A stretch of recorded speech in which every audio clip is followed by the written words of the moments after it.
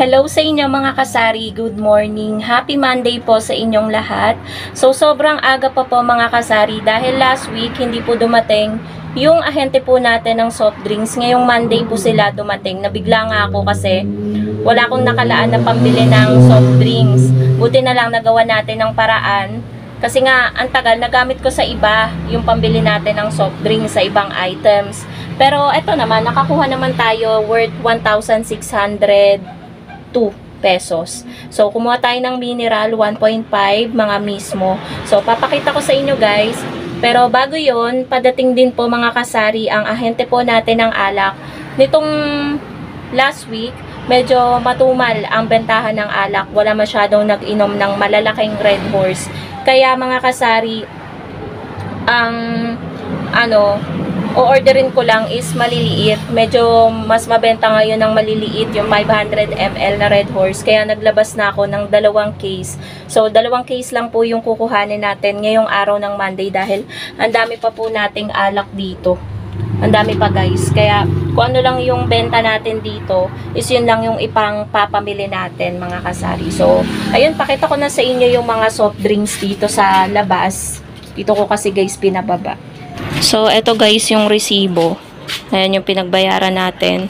Kumuha ko ng 500 ml. Ang puhunan ng 500 ml na mineral is 225, 24 pieces siya. Tapos, kumuha ko ng litro, 12 pieces siya, 12 bottles. Ayan. Ang puhunan ay 191. Bentahan ko nito 15, yung malaki 25 pesos. Pwede mo siyang ibente kaso maliit na lang yung tubo mo. Nilalagay pa natin yan sa rep. Tapos, kumuha ko ng 6 na perasong 1.5. So, yung 1.5, pumatak siya ng 354. Bali, nasa 59 pesos ang puhunan niya. If hindi ako nagkakamali. Mamaya i-calculate natin. So, yung kasalo, kumuha din ako. Yan, isang case ng Coke kasalo. Sa kanila guys, bawal kang bumili kapag wala kang bote. Kung ano lang yung bote mo, yun lang ang pwede mong bilhin. Ayaw nila ngayong magbenta ng mga bote ng kasalo. Kaya, meron ako ditong 3 case. 2 nawala na yung mga bote. May mga deposito naman yan. Tapos, ito pa yung 2. Ito kulang ng isa. Kaya, hindi muna ako kumuha. Tapos, yung isa sa ilalim, wala siyang bote. So, bali 5 yung case ko ng kasalo. Pero, iilan na lang, 2 case na lang yung meron na bote. So, bentahan natin guys ng kasalo is 30. So, yung kasalo 262 yung puhunan niya. Tapos, meron tayo ditong 2 Coke mismo. Hindi ako kumuha ng Royal dahil matumal naman ng Royal. So, puhunan ng mismo is 190. Kaya yung 3 dosena, pumatak siya ng 570. Yung puhunan guys ng mismo mga kasari is nasa 15.83. So 20 lang po yung ating bentahan, nasa 4 point something lang yung tubo natin sa isang bottle ng mismo. Tapos sa 1.5 ang tubo lang natin dyan ay 11 pesos.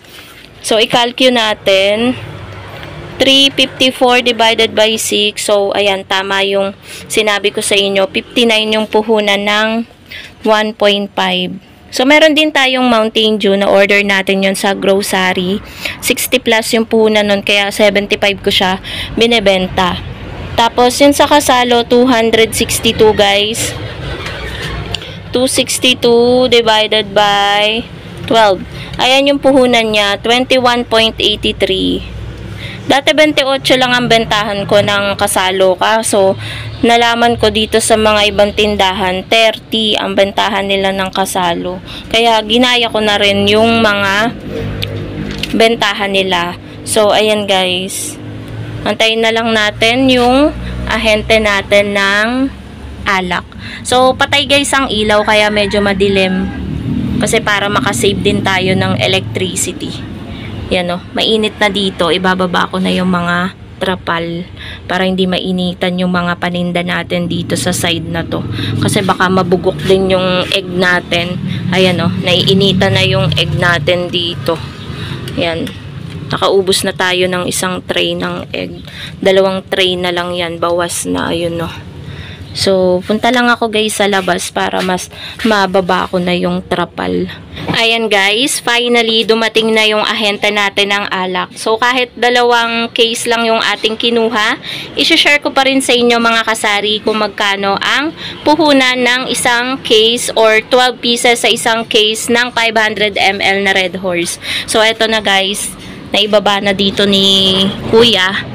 Ako na lang nagpasok kasi si Basha guys ay nagwawala. Hindi ko na ipinasok sa loob ng bahay si Basha.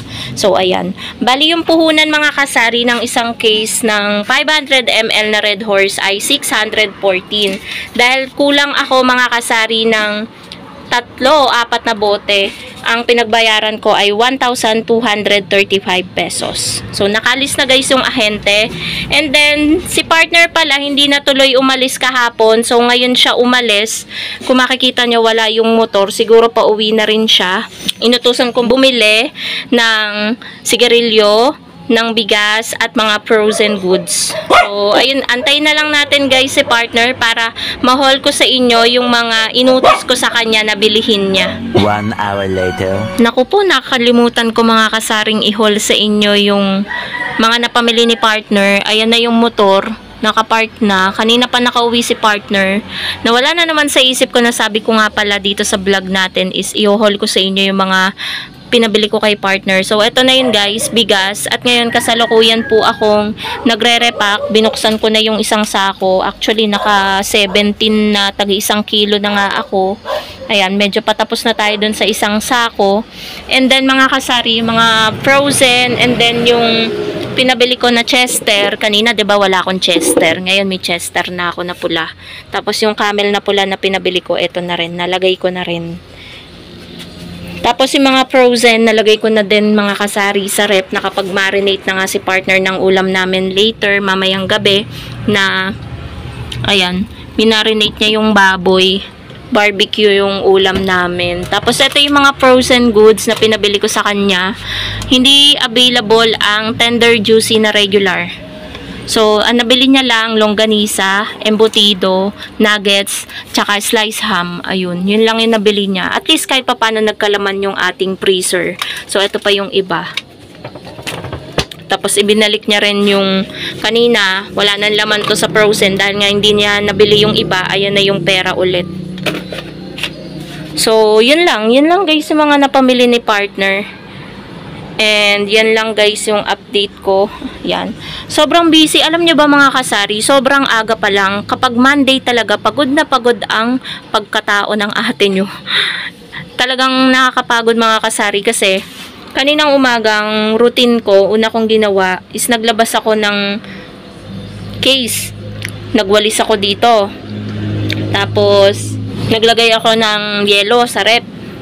Tapos, dumating yung delivery natin ng soft drinks. So, inayos ko din. Wala na, 'di ba? Wala na dyan. Hindi ko pala na-picturean yung mga soft drinks. So, ayan. Nalagay ko na dito.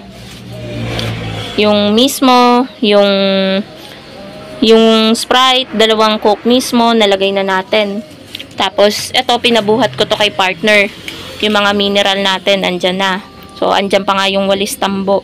Talagang kanina, hingal na hingal ako mga kasari. Tapos, sumasabay pa yung mga nagpapa-Gcash. Daming cash out pa rin ngayon mga kasari. Talagang ang blessings natin kahapon, Sunday, tsaka ngayong Monday. May sabong May sabong ngayon. Bukas daw Tuesday ang pahinga.